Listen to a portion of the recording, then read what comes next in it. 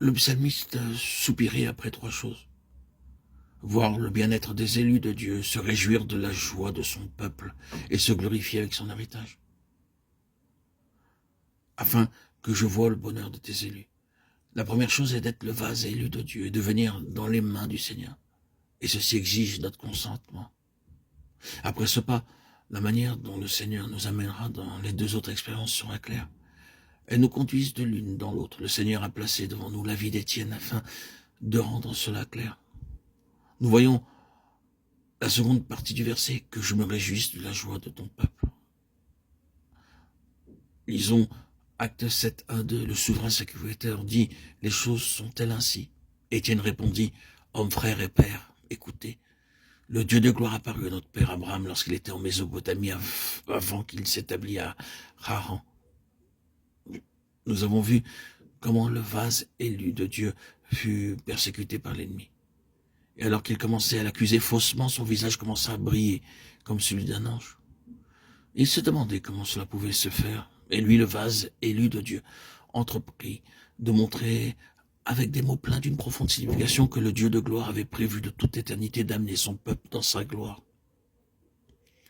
Dans les versets 1 à 50, il relate l'histoire entière des nations pour montrer quel était le plan de Dieu lorsqu'il choisit cette nation. Nous pouvons diviser l'histoire en 7 étapes. Les 3 premières sont représentées par Abraham, Isaac et Jacob. Après cela, nous passons par l'Égypte, le désert, Canaan et la construction du temple divin par le roi Salomon. Étienne commença le récit par Abraham et finit par Salomon. Il ne peut pas aller plus loin. Ses accusateurs étaient très en colère contre lui. Il avait dit tout ce qui était nécessaire. Étienne a révélé ce secret. Dieu avait préparé sa nation afin qu'elle puisse recevoir de lui une grande joie céleste. 2 Chroniques 7, 1, 3. C'était le plus heureux jour pour eux, en tant que peuple de Dieu, le point culminant de toute l'histoire de la nation. Quand la construction du temple fut achevée selon le plan céleste donné par Dieu, le feu descendit et consuma le sacrifice, et la gloire de Dieu remplit tout le temple. Tous les enfants d'Israël tombèrent sur leurs faces, adorèrent et louèrent le Seigneur. Ils étaient remplis de la joie céleste, parce qu'ils n'avaient jamais vu une telle chose auparavant. Ce fut en vérité le plus heureux jour de leur histoire. Le jour où Dieu, le Dieu puissant et vivant, le Dieu aimant et saint, descendit au milieu d'eux, dans la plénitude de sa gloire. Et chaque cœur fut rempli d'une paix parfaite. Tous leurs ennemis avaient été subjugués, la paix et la justice régnaient dans tout le royaume. Et le temple fut rempli de la divine présence. Telle était la joie et le bonheur auquel se référait le psalmiste au psaume 106, quand il priait que je puisse me réjouir du bonheur de ta nation.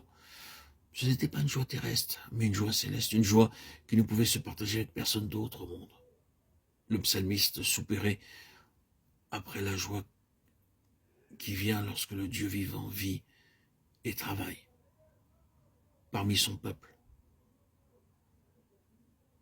Comment arrivèrent-ils à cette situation? Premièrement, Dieu choisit Abraham et par lui Isaac et Jacob.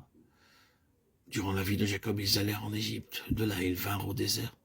Après avoir erré pendant 40 ans, ils entrèrent dans la terre promise de Canaan. Même dans la terre promise, ils passèrent de nombreuses années à attendre et à souffrir, mais à la fin, dans le temple, ils virent l'accomplissement du plan de Dieu, lorsqu'il remplit sa maison de sa gloire